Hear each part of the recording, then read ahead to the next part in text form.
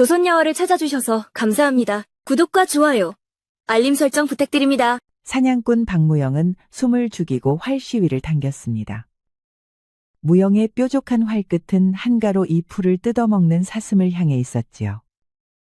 이제 당긴 시위를 놓기만 하면 사슴은 단숨에 숨이 끊어질 터였습니다. 그때 숲 저편에서 소란스러운 기척이 들렸습니다. 사슴은 그 소리를 듣고 놀라서 후다닥 달아나 버렸지요. 무영은 눈살을 찌푸리고 소리가 난 방향을 바라보았습니다.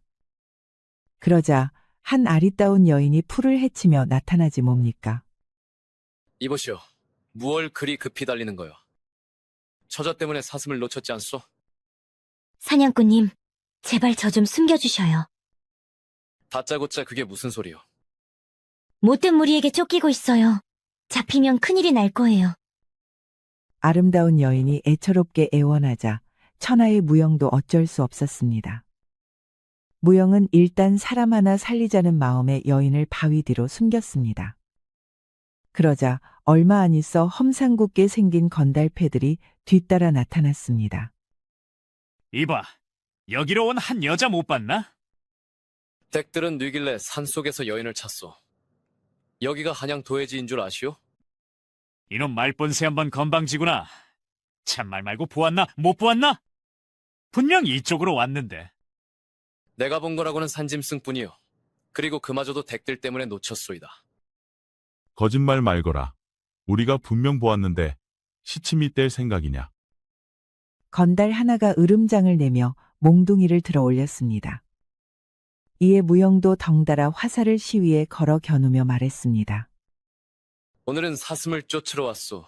괜히 사람 잡게 만들지는 마시오. 무영의 서슬퍼런 경고에 건달패들도 움찔하였습니다.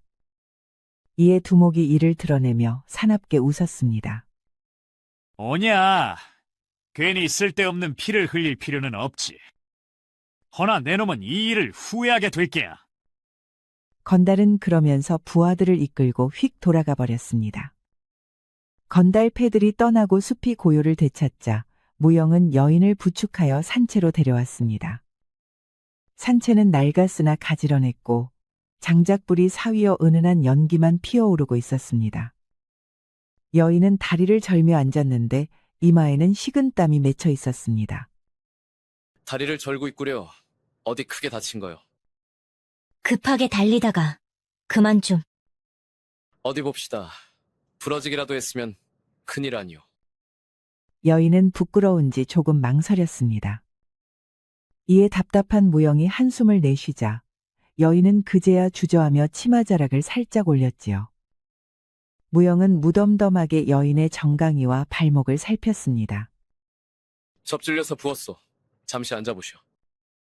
무영은 산채 뒤편 약초 더미를 헤집어 익숙한 손길로 쑥과 택사 잎을 꺼냈습니다. 돌절구에 찧어 짙은 푸른 즙을 내고 깨끗한 헝겊을 뜯어내어 정성스레 발목을 감쌌습니다. 여인은 처음에는 움찔하며 몸을 떨었으나 이내 긴장이 풀렸는지 조심스레 말을 건넸습니다. 사냥꾼님, 큰 은혜를 입었습니다. 모르는 여인네를 이리 돌보아 주시니 무슨 보답을 드려야 할지 모르겠사옵니다. 그리 간곡하게 부탁을 하는데 인두껍을 쓰고 있는 이상 어찌 거절하겠소. 당최 무슨 일로 그런 불안당들에게 쫓기고 있던 거요? 여인은 무영의 말에 입을 한 일자로 다물었습니다. 무영은 고개를 저었지요. 말하기 싫으면 하지 마시오. 대신 아무 말도 하지 않을 것이면 그대로 여기를 떠나시오. 연고도 알지 못하는 여인을 더 데리고 있을 여유는 없소. 무영의 단호한 말에 여인은 그제야 입을 열었습니다. 제 이름은 화은이라 합니다. 본디 박대감의 첩으로 지냈지요. 그러나 본심은 그 곁에 두고 싶지 않았습니다. 박대감? 혹시 박판서 나리를 말하는 거요? 그렇습니다. 그래서 첩으로 가서 살다가 영 아니다 하여 도망쳐 나왔다는 거요?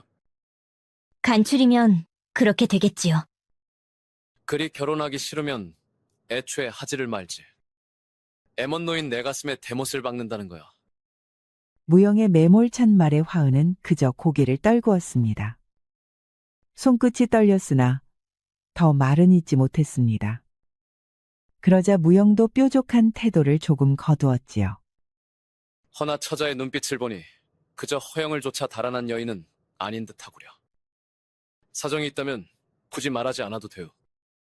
감사합니다. 저는 그러면 지금 당장 떠나보겠습니다.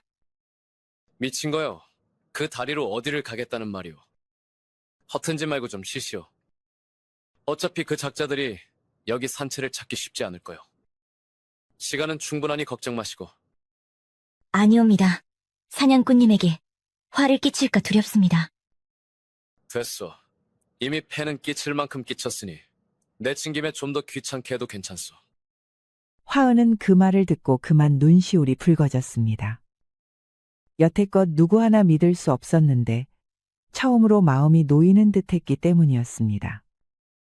사냥꾼님, 저 같은 사람을 거두어 주시다니 무슨 말씀으로 감사를 드려야 할지 모르겠습니다. 별말을 다 하시는구려. 무영은 바람에 식은 화톳불을 다시 지폈습니다. 마른 솔가지를 넣자 금세 불길이 살아나 산채 안이 환해졌습니다. 화은은 그 불빛에 비친 무영의 옆얼굴을 바라보다가 괜스레 가슴이 두근거렸습니다. 참 이상하옵니다. 두렵던 마음이 사라지는 듯 하옵니다. 뭐라 했소? 아, 아닙니다. 그저 이 산채가 따뜻하여 마음이 편안하다는 뜻이옵니다. 그리하여 화은은 무영과 함께 머물렀습니다. 며칠 동안 산채는 생기가 돌았습니다.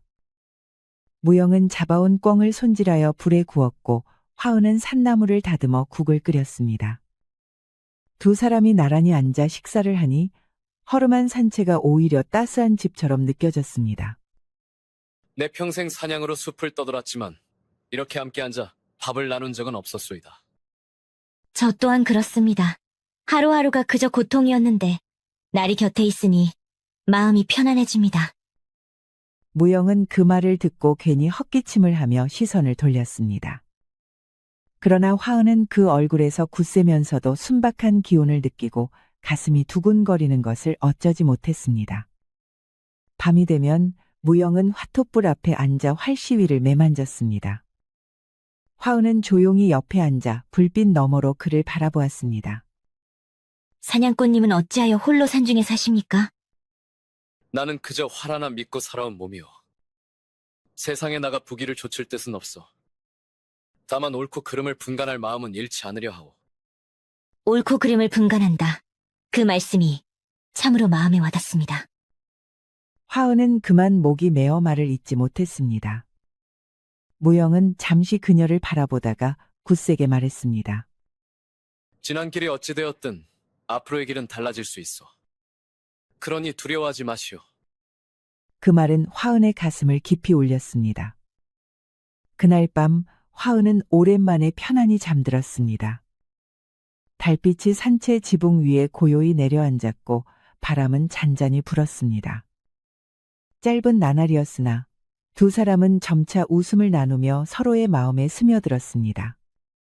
화은은 날마다 무영의 얼굴을 바라볼 때마다 가슴이 저릿하게 떨렸습니다. 그렇게 무영과 화은은 함께 지내며 날을 보냈습니다. 새벽이면 산새 울음이 들렸고 저녁이면 불빛 아래 따뜻한 국냄새가 풍겼습니다. 무영은 사냥으로 얻은 산짐승이나 산새를 손질했고 화은이는 산나물을 다듬어 솥에 넣었습니다.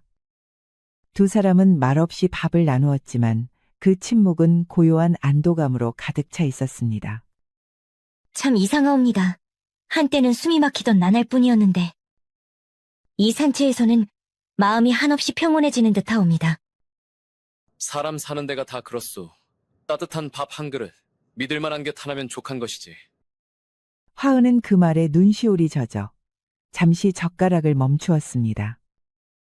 그리하여 두 사람은 서로 말하지 않아도 알 수 있는 안도감 속에 나날을 보냈습니다.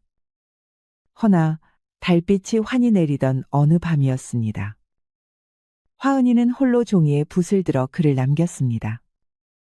나리의 은혜, 이 몸은 다 갚을 길이 없습니다. 더 머물면 화만 불을 터입니다. 하여 이만 떠나겠습니다. 이렇게 적었지요. 그리고 화은은 훌쩍 산길로 몸을 숨겼습니다. 무영이 눈을 떴을 때는 이미 빈자리가 바람처럼 싸늘했습니다. 불빛 옆에 남겨진 글을 보고 그는 이마를 짚으며 깊은 한숨을 내쉬었습니다. 이 여인, 어찌 혼자서 다시 길을 나선단 말이냐? 그로부터 이틀도 지나지 않아 산채 문이 거칠게 열렸습니다. 험상궂은 건달패들이 떼지어 들이닥쳤습니다. 이놈이 박판서댁 여인을 숨겨준 자라더라. 무영은 대꾸도 하기 전에 팔과 다리가 붙잡혔습니다. 너무나도 갑작스러운 탓에 어찌 반응할 틈도 없었지요. 이윽고 몽둥이가 어깨와 옆구리에 연거푸 내려앉았습니다. 흠씬 두들겨 맞은 무영은 신음을 흘리며 정신을 못 차렸습니다. 그녀는 어디로 도망쳤느냐? 불지 않으면 뼈를 부숴버리겠다. 무영은 고개를 젖히며 피 섞인 침을 뱉었습니다. 모로, 아예 나를 버리고 떠난 자라. 어디로 갔는지 내가 어찌 알겠소. 건달들은 껄껄 웃으며 무영의 멱살을 놓아버렸습니다. 이놈도 끝내버려졌구나. 가엾기도 하다. 어리석은 놈. 꼭 화를 자처하는구나. 놈들은 비웃음을 흘리며 발길을 돌렸습니다. 남겨진 무영은 온몸이 만신창이가 된 채 바닥에 쓰러져 있었습니다. 놈들이 떠난 뒤 무영은 한참을 바닥에 엎어진 채 숨을 몰아쉬었습니다. 온몸이 고통으로 쑤셨으나 눈빛만은 살아 있었습니다. 화은 소저의 목숨이 위태롭구나. 그는 이를 악물고 몸을 일으켰습니다. 산채 구석에 세워둔 활을 움켜쥐고 화살통을 메었습니다. 한 걸음 내디딜 때마다 갈비뼈가 쑤셔왔지만 멈출 수는 없었습니다. 무영은 산길을 더듬어 내려가며 흔적을 살폈습니다. 낙엽 위로 찍힌 발자국이 이어져 있었지요. 그 중간에는 작은 빛을 반사하는 물건이 떨어져 있었습니다. 집어보니 정교하게 새겨진 은비녀였습니다. 화은 소저의 은빈여로구나. 무영은 곧장 그 길을 쫓아 달렸습니다. 멀리서 말발굽이 땅을 울리는 소리가 들려왔습니다. 건달패들이 말을 몰아 화은을 뒤쫓고 있었던 것입니다. 무영은 언덕 위에 올라 활시위를 바짝 당겼습니다. 아래쪽에서 건달 하나가 말에서 뛰어내려 화은의 소매를 거칠게 움켜쥐었습니다. 그 순간 무영의 화살이 허공을 갈라 날아갔습니다. 화살은 건달의 손등을 꿰뚫고 지나가 나무에 깊숙이 꽂혔습니다. 비명을 지른 건달은 손을 놓치며 뒤로 나자빠졌습니다. 뭐야? 이게 무슨 일이야? 놈들이 놀라 뒤를 돌아보았습니다. 언덕 위에 선 무영이 말없이 다음 화살을 시위에 걸고 있었습니다.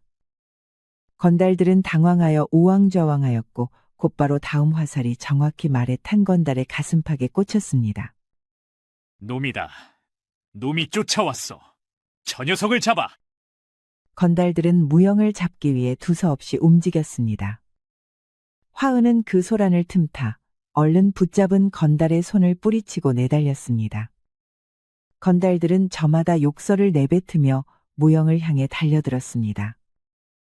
몽둥이와 칼부림이 사방에서 휘둘러졌습니다.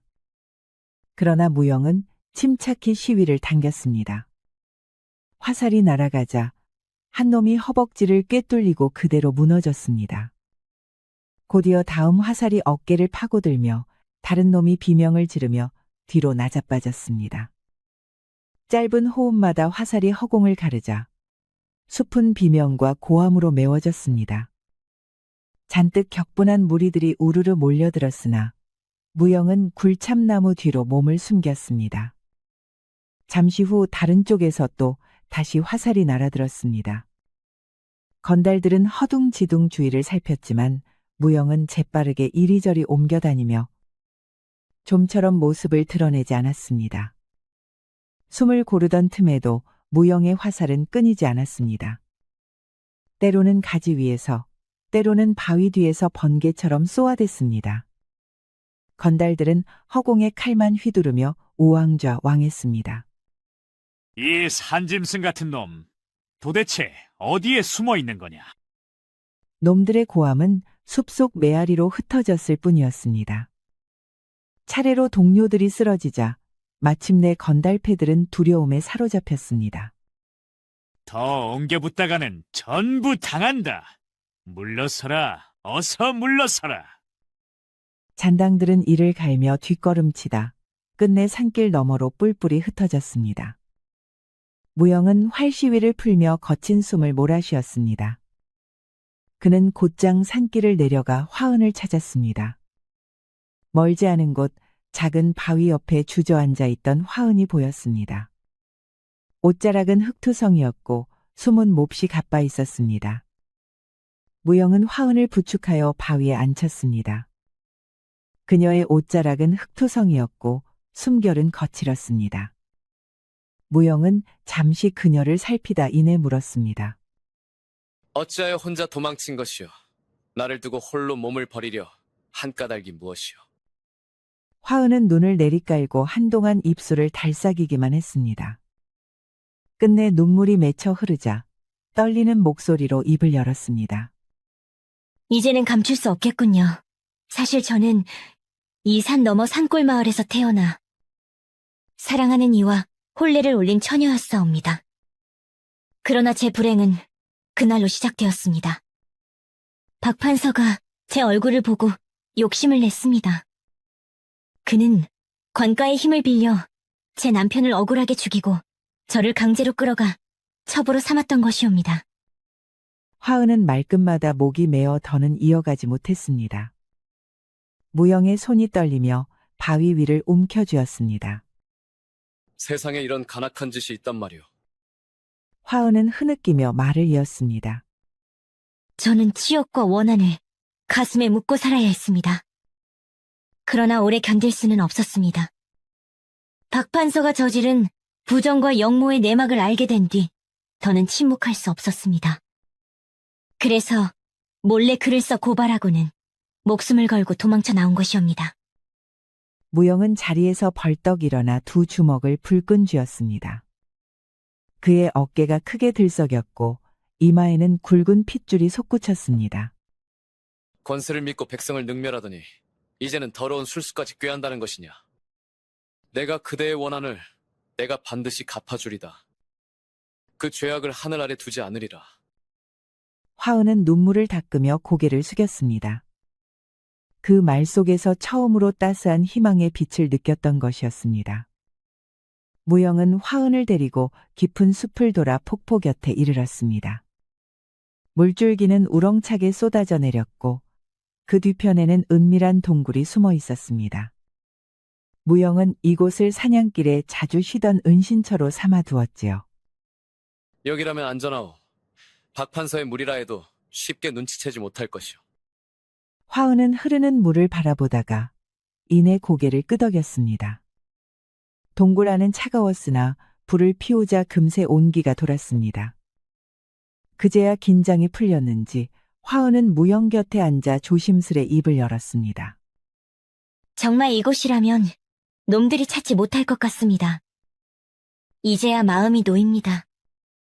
게다가 나리와 함께 있으니 두렵던 생각이 사라집니다.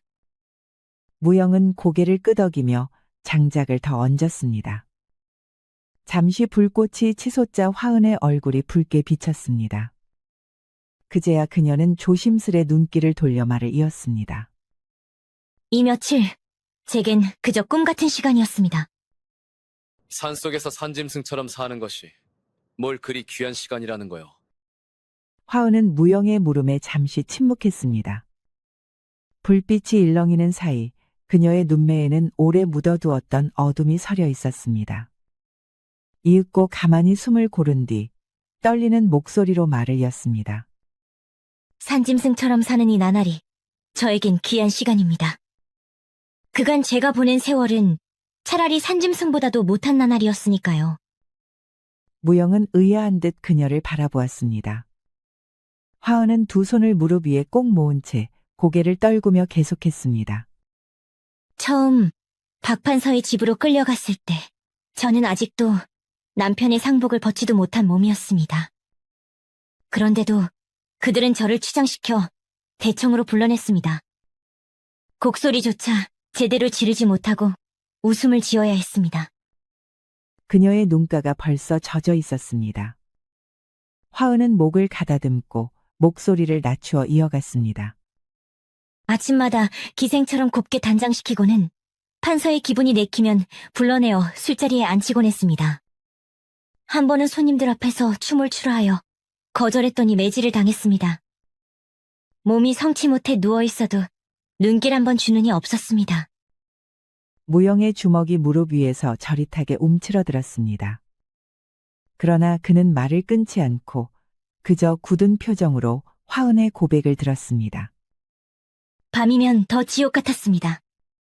판서가 술에 취해 들어오면 숨도 제대로 쉬지 못하고 그저 인형처럼 있어야 했습니다.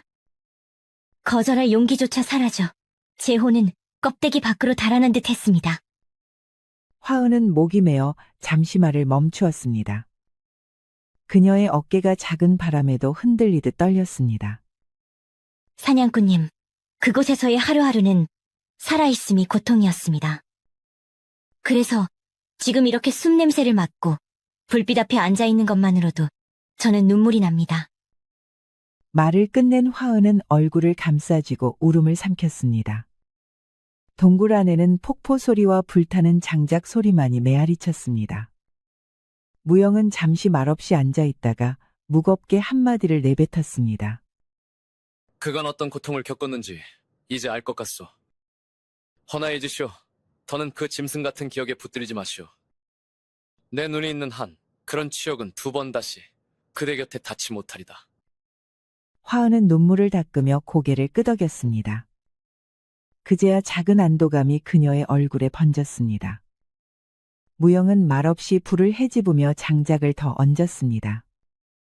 타들어가는 소리가 동굴 안을 채웠지만 그는 한동안 아무 말도 하지 않았습니다. 화은은 그 침묵이 도리어 서글퍼 무영 쪽으로 몸을 조금 더 기울였습니다. 제 지난 세월을 들어주셔서 감사합니다. 이 고요한 밤, 날이 곁에 앉아있으니 이제는 더는 혼자가 아니라는 생각이 듭니다. 화은은 말끝을 흐리며 무영을 바라보다가 서서히 몸을 기울였습니다. 불빛이 흔들리자 그녀의 그림자가 무영의 어깨 위로 스르륵 겹쳐졌습니다. 두 손을 무릎 위에 모으고 있던 화은은 어느새 조심스레 손등을 펴 무영 쪽으로 내밀었습니다. 숨결이 가까워질수록 가슴이 요동쳐 그 소리가 고요한 동굴 안에까지 울려 퍼지는 듯 했습니다. 화은은 눈길을 피하지 않고 마치 무언의 의탁이라도 하듯 무영의 곁에 바싹 다가앉았습니다.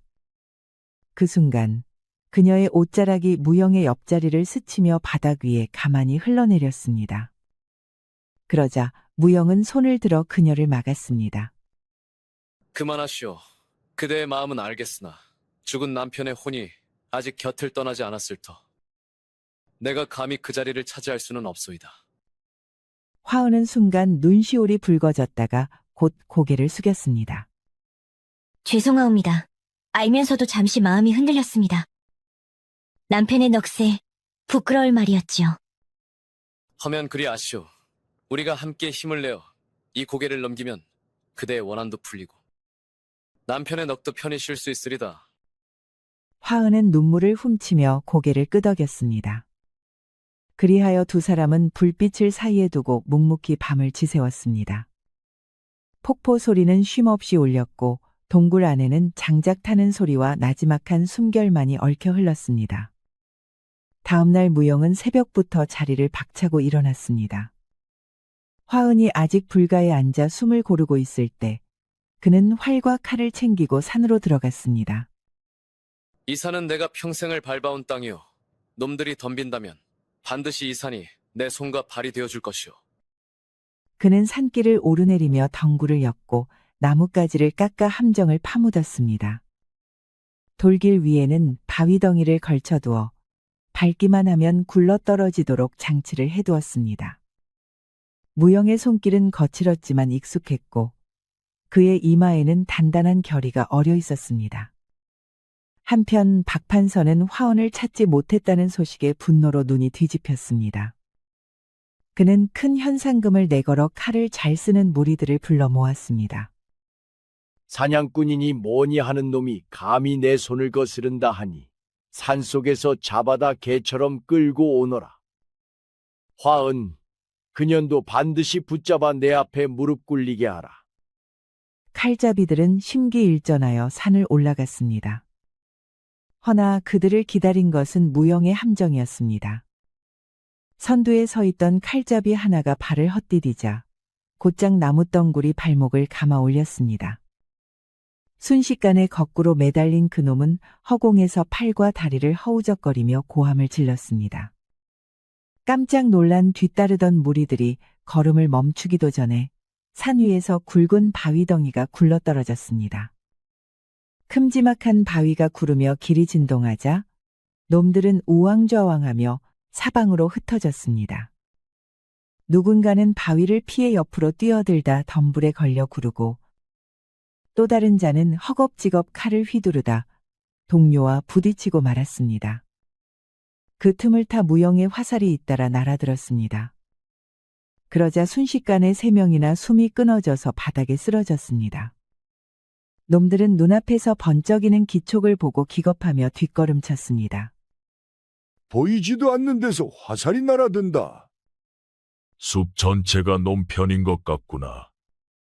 그러는 사이 나뭇가지 사이에서 또 다른 화살이 날아와 모자의 끈을 끊어버렸습니다.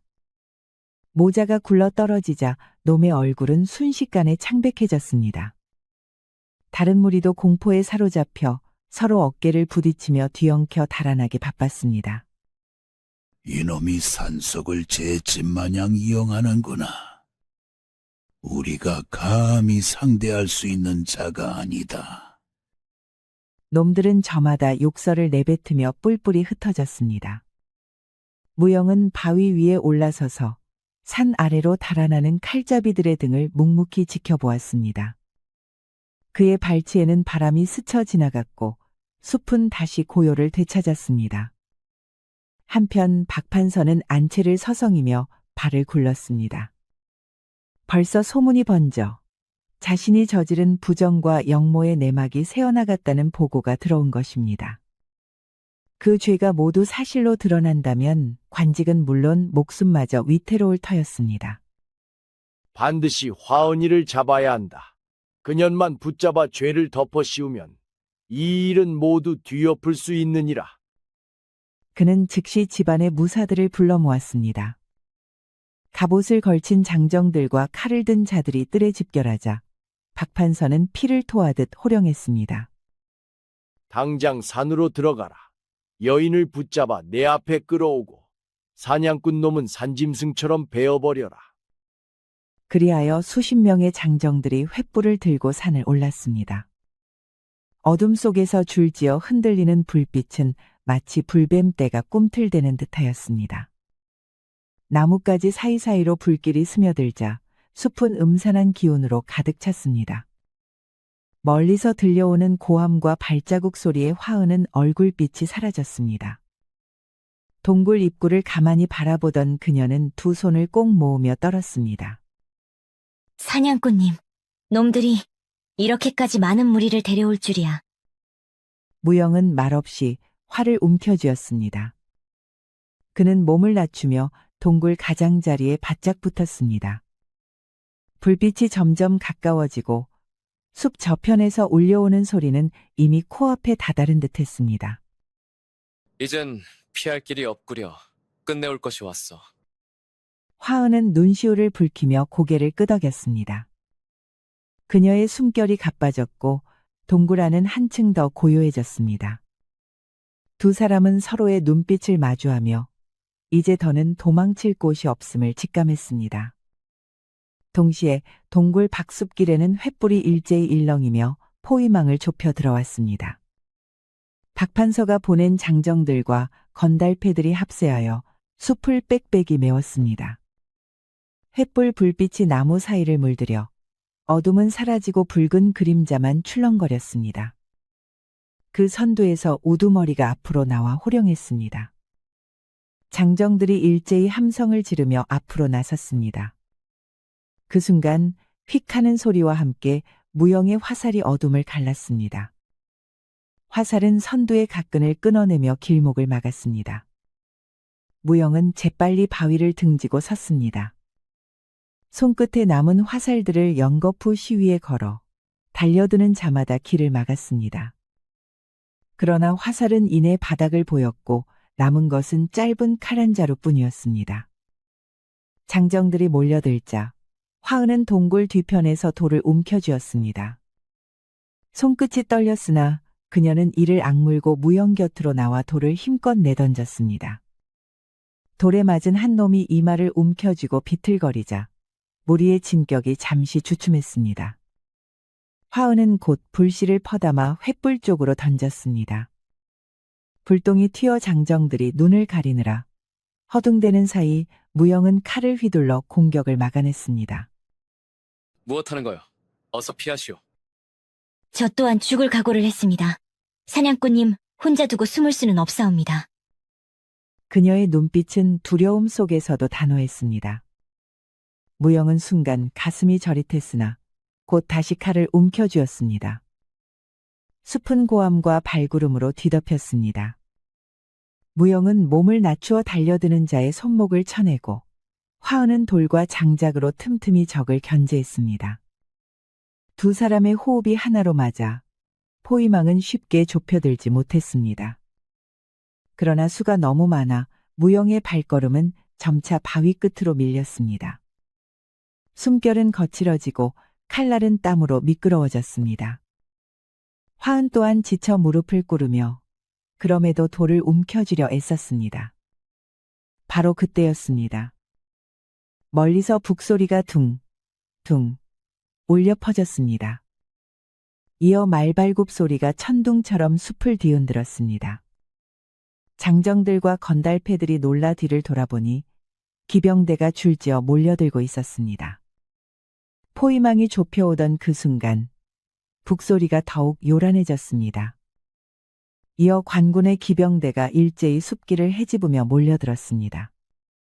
창과 방패를 든 군사들이 횃불을 높이 쳐들자 박판서의 무리들은 오왕좌왕하며 뒤엉켰습니다.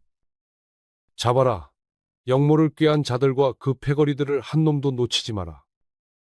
관군은 번개처럼 움직여 장정들을 포박했습니다. 비명을 지르며 발버둥치던 건달패들도 군사들의 쇠사슬 앞에선 힘을 쓰지 못했습니다. 잠시 후 종사관이 앞으로 나와 화은을 바라보았습니다. 그의 눈빛은 날카롭되 자애로웠습니다. 그대가 화은이라 하는 여인이더냐. 지금껏 목숨을 걸고 고발장을 올린 이가 바로 그대란 말이냐? 화은은 두 손을 가지런히 모아 깊이 고개를 숙였습니다. 소녀가 곧 그 사람이옵니다. 박판서가 제 남편을 억울하게 죽이고 저를 강제로 빼앗아 갔습니다. 그가 저지른 타모와 영모의 내막을 더는 묵과할 수 없어 숨은 이름으로 글을 올린 것이옵니다. 종사관은 고개를 끄덕이며 군사들에게 명했습니다. 증언과 중자가 이제 모두 분명하다. 저 박판서와 그 잔당들을 결박하여 도성으로 압송하라. 군사들이 일제히 대답하며 박판서와 그 패거리를 묶어 끌고 갔습니다. 박판서는 얼굴빛이 새파랗게 질려 비틀거렸습니다. 그렇게 끝내 권세를 믿고 죄악을 저지르던 자는 쇠사슬에 묶여 사라졌습니다. 소란이 가라앉은 뒤 숲은 다시 고요를 되찾았습니다.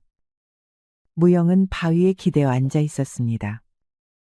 옷자락은 찢어지고 온몸은 상처투성이었지만 그의 눈빛만은 굳세었습니다.